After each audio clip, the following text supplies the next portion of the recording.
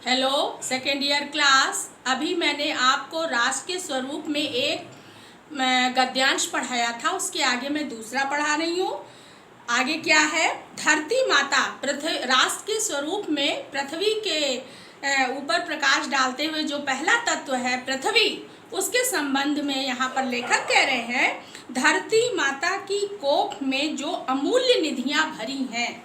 धरती कोख का मीन्स है गर्भ। धरती माता के गर्भ में जो अमूल्य खजाने भरे हुए हैं, उसी के कारण हम धरती को या पृथ्वी को वसुंधरा कहते हैं। तो आपको पता होना चाहिए कि धरती या पृथ्वी का एक पर्याय वसुंधरा भी है, और वो क्यों है? क्योंकि उसके गर्भ में अनेक प्रकार के खजाने, अमूल्य निधियां भरी हुई हैं। उससे कौन परिचित ना होना चाहेगा? इस सब की जानकारी हमको होनी चाहिए। लाखों करोड़ों वर्षों से अनेक प्रकार की धातुओं को, इसके अतिरिक्त हमारी धरती माता के अंदर अनेक प्रकार की धातुएं भी पाई जाती हैं, उनको भी पृथ्वी के गर्भ में पोषण मिला है। अनेक प्रकार की धातुएं भी धरती के अंदर रहती हैं, वो सब, उन सब की भी जानकारी हमको होनी चाहिए।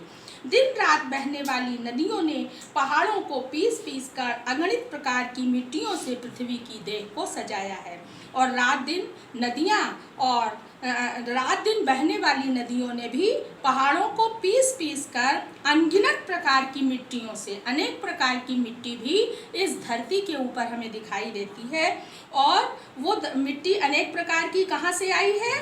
वो नदियाँ लेकर के आई हैं उनको, और पहाड़ों के द्वारा पहाड़ों को पीस पीस कर उन अनेक प्रकार की मिट्टियों से हमारी धरती माता के शरीर को सजाया गया है, संवारा गया है।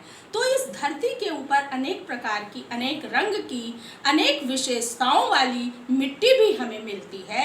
इन सब की जानकारी हम नागरिकों को होनी चाहिए, क्योंकि उस धरती माता के संबंध में, उसके संरक्षण के लिए हम आगे कदम उठा सकें। तो इन सब का ज्ञान हमको होना ही चाहिए। तो छात्राओं, ये सब इससे संबंधित क्वेश्चन आप कॉपी में कीजिए, कठिन शब्द के अर्थ लिखिए। Thank you.